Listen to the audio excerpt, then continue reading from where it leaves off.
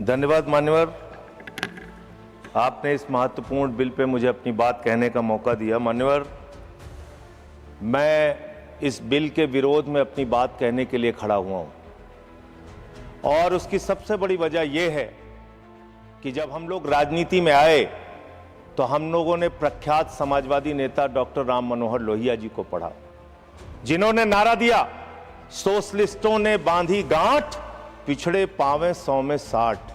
हम लोग बाबा साहब डॉक्टर भीमराव अंबेडकर जी को पढ़ के आए, जिन्होंने नारा दिया, समाज के वंचित और शोषित व्यक्ति को उसका अधिकार मिलना चाहिए, नौकरियों में आरक्षण मिलना चाहिए।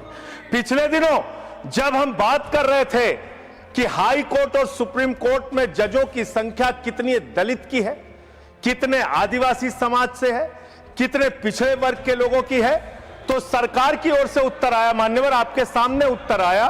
देखिए, पिछड़ों दलितों की बात होती है तो रोकना शुरू कर देते हैं। ये ठीक बात नहीं है। कोई नहीं रोक रहा आपको। तो सर, दलितों, आदिवासियों, पिछड़ों के बारे में जब पूछा गया तो सरकार के मंत्री महोदय ने आपके सामने कहा कि इसमें हमारा कोई हस्तक्षेप नहीं है, तो कॉलेजियम तय करता है। लेकिन आज जब यह बिल मैं पढ़ रहा था, इस बिल के अंदर जिसमें आपने पूर्व जजेस को अधिकार दिया है, जिसमें आपने पूर्व टेक्निकल पर्संस को अधिकार दिया है, जिसमें आप तमाम 16-17 ट्रिब्यूनल्स बनाने के लिए जा रहे हैं, उसमें कितने आरक्षण आपने दलित वर्ग के लोगों को दिया, आदिवासी को दिया, पिछड़े को दिया, ये आपके माध्यम से मैं सरकार से पूछना चाहता हूं। मान्यवर, एनसीएलटी जो सबसे बड़े विवादों में घिरा हुआ है, उसका अधिकार आप अपने पास रखना चाहते हैं। इस कमेटी को एनसीएलटी गठन करने का अधिकार नहीं है। क्यों अधिकार नहीं है? क्योंकि वीडियोकॉन का हजारों करोड़ रुपए, 97% पैसा जो उसके ऊपर कर्ज था वो माफ कर दिया गया और मात्र 3% पैसा वसूला गया। 5,53,000 करोड़ रुपए में से मात्र 3.5 लाख करोड़ रुपए माफ किया गया और बाकी पैसा वसूल किया गया। ये सारा खेल एनसीएलटी के माध्यम से हो रहा है, जिसमें हजारों लाखों करोड़ रुपए बड़े बड़े पूंजीपतियों का आप माफ करते हैं और उसके गठन का अधिकार आप अपने हाथ में रखना चाहते हैं।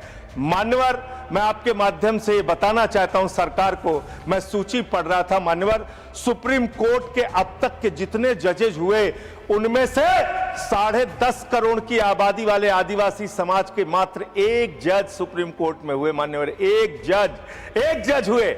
और आप जब ये ट्रिब्यूनल्स बनाने जा रहे हैं बड़े बड़े पदों पे, आप जानते हैं आप क्या करने जा रहे हैं, आपको पता है, आपको मालूम है। देखिए, जब भी पिछड़ों दलितों की बात होगी चिल्लाने लगेंगे। आप लोग वो लोग हैं, नहीं बोल रहा, आप वो लोग हैं जिन्होंने मंदिर के उद्घाटन में मानव, मैं अपनी बात तो पूरी कर लूं। ये तो सब्जेक्ट पर ही बोल, ये तो फैक्ट है ना सर, ये तो एक फैक्ट है कि आज तक सुप्रीम कोर्ट में सिर्फ एक जज आदिवासी समाज से हुए हैं। इस जज को आप नकार कैसे सकते, इस फैक्ट को आप नकार कैसे सकते हैं? खत्म करो सर, 30 सेकंड और, थैंक यू सर, 30 सेकंड और, बोलिए 30 सेकंड। मान्यवर, मैं आपके माध्यम से सिर्फ इतना सरकार से कहना चाहता हूं, जब आप ये ट्रिब्यूनल्स का गठन करने के लिए जा रहे हैं, इसमें एक महत्वपूर्ण संशोधन आप कीजिए। सारे के सारे ट्रिब्यूनल्स में दलितों, पिछड़ों और आदिवासियों को आरक्षण दीजिए। हम इसके विरोध में हैं जब तक आप ऐसा नहीं करते। यस, माननीय पार्लियामेंट्री अफेयर्स मिनिस्टर।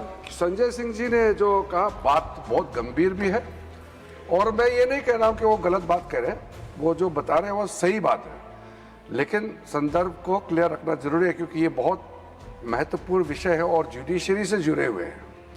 ये बात सही है कि आज़ादी से लेकर के अभी तक एक ही शेड्यूल ट्राइबल जज पहुंचे सुप्रीम कोर्ट, वो भी रिटायर हो गए कई साल पहले, एक ही हुए, वो भी सही बात है।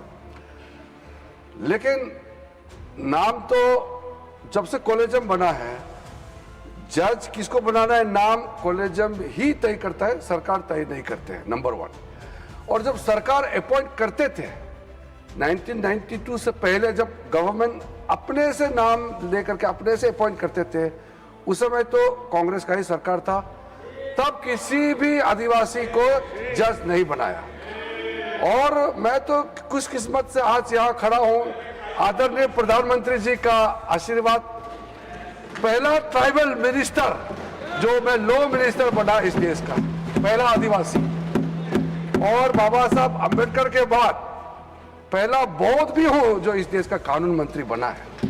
तो नरेंद्र मोदी जी ने ट्राइबल के लिए इतना बड़ा काम किया, ये सिर्फ सांकेतिक नहीं है, सोच के साथ काम किया है। इनका बात को मैं समर्थन करता हूं, लेकिन क्लैरिफिकेशन जरूरी था, नहीं तो कहीं ये मैसेज ना आ जाए कि सरकार आदिवासियों को सुप्रीम कोर्ट में क्यों नहीं ला रहे हैं, ये मैसेज गलती ना आ जाए, इसलिए मैं स्पष्टीकरण देने के लिए खड़ा हुआ।